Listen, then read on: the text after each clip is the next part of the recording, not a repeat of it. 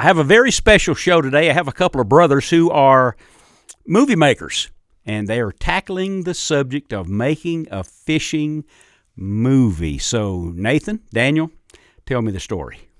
That was our problem, is that we didn't know what story to tell. This industry is so big that we didn't know really where to start. So we did what most novices would do. We just grabbed a camera crew and we went out and we just started fishing.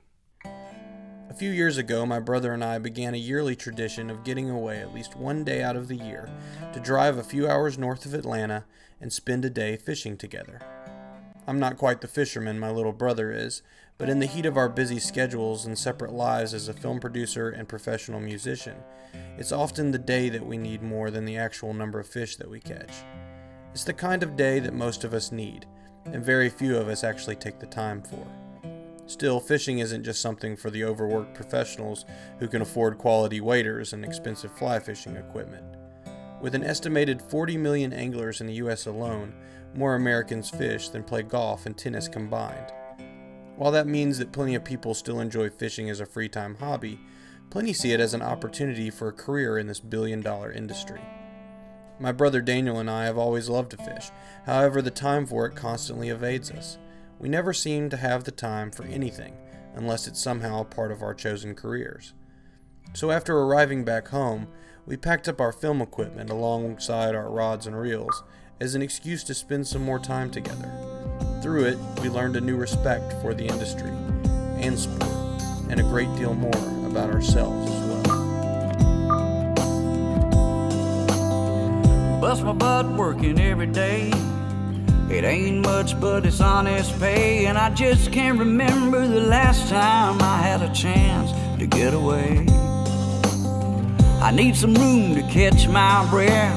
Pushing this broom's gonna be the death of me. I don't even smoke, but I'm ready for a cigarette.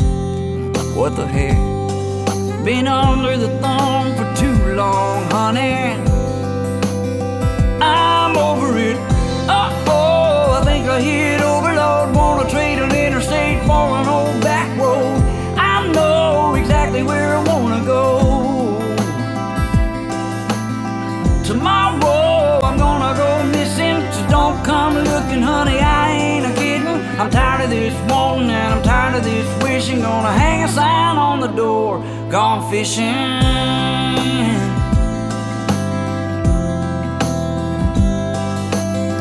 I got bills like everybody else, they're overdue, but what the hell. I got a little bit of rainy day money and it's sunny, gonna spend it on myself. So call me if you wanna, but I ain't gonna answer it. Get over it.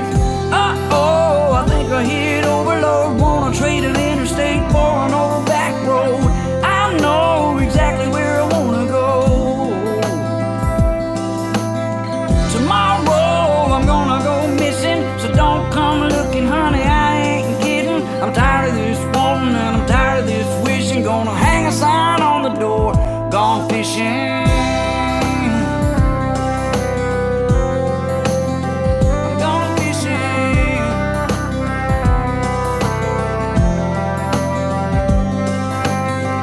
Uh-oh, I think I hit overload. Wanna trade an interstate for an old back road. I know exactly where I wanna go. Wanna go. Tomorrow I'm gonna go missing, so don't come looking, honey, I ain't kidding. I'm tired of this wanting and I'm tired of this wishing. Gonna hang a sign on the door, gone fishing. Quit wishing and go fishing. Gone fishing.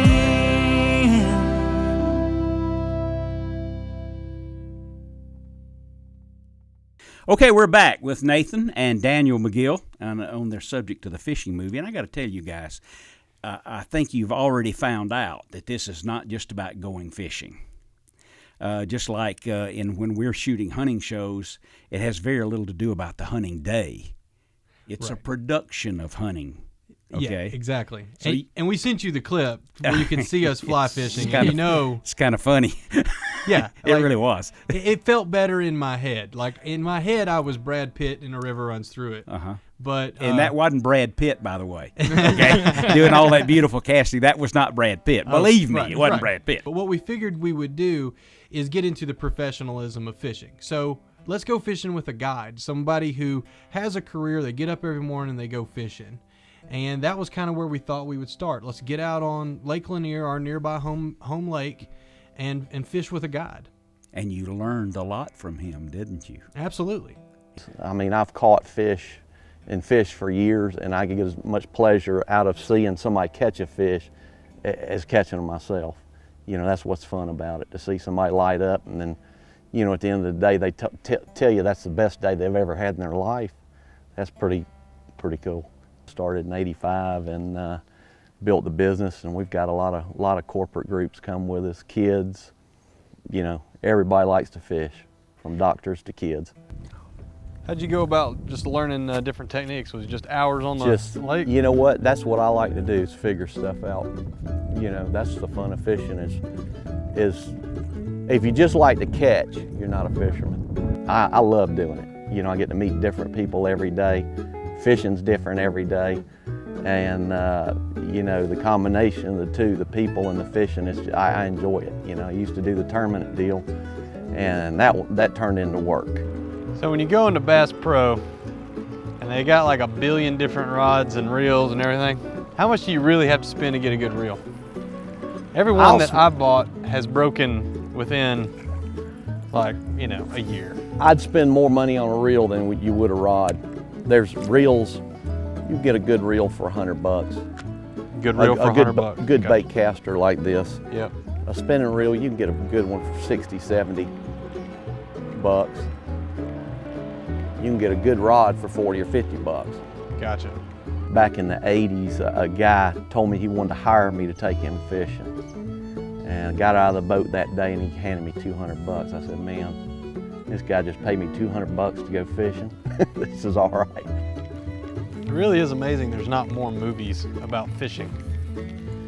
Like, just in general. Like, there's a river runs through it. Yeah. Got a lot of fishing shows, but not movies. I won a tournament in '84, and that just kind of lit the fire. You know, I went into my supervisor and said, man, I'm quitting. I'm gonna go fishing. Oh my gosh, look at them. Every time we pull up, you know, I was doing the tournaments, and when I was home, I'd guide. So, you know, I kept looking at being gone for a week, spending $2,000, and when I could have stayed home guiding every day. And I just enjoyed the guiding more. You know, it's just a lot more relaxing pace. So, man, how many guides are out on this lake? There's probably a dozen or so out here. What do you think the qualifications are? Just catch some fish. Well, just being a good with people to start off with, and then you know, catching fish. There he is, right there. Look at under him. Watch, there was stripers under him. Real slow. There's a whole school of them. That's a spotted bass right there. Yeah, that's pretty nice. 2-pounder. Nice fish. I don't know if there's many kids fishing as there was. And you know, that's why I like to take kids, to keep them in the sport and introduce them to something to keep them busy. You know, fishing has been my life. You know, it's been a great thing for me. There he is. Oh, he got goes. it. Another spot. Hey. Throw right behind me. Throw right behind me. There'll be stripers following. That's a good idea. That's a little bigger one right there. Getting bigger.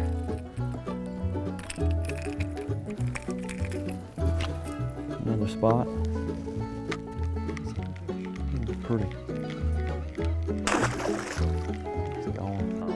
A lot of my customers are people that don't fish much at all. You know, people bring clients and stuff up to fish.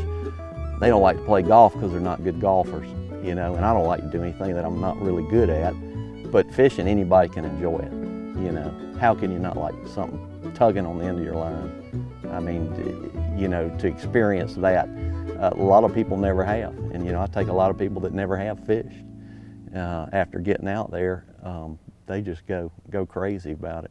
They're hooked. After being in this field for so long, I got to tell you, I recommend guides. I think guides they have to be psychologists, they have to be teachers, they have to be so many things to the guy who gets in a boat. But first, he has to be able to perform.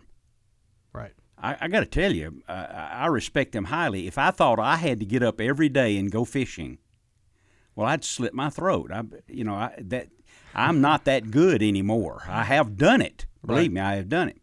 But he has to be so many things for so many people. As a matter of fact, guides have to be everything to everybody who gets in a boat. And I tell people who say they want to be a guide, okay, your energy level has to be such, because remember, that fellow, that man with his son that booked you for that day, that's the day of the year.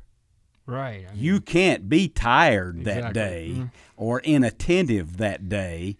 That's their best day of the spring. Right. So a guide has to be multi-talented. That's very well said, Oneill. But, because this is a documentary, we knew we did want to get into the tournament fishing Oh, boy. side of it. So we did take a little journey down that route.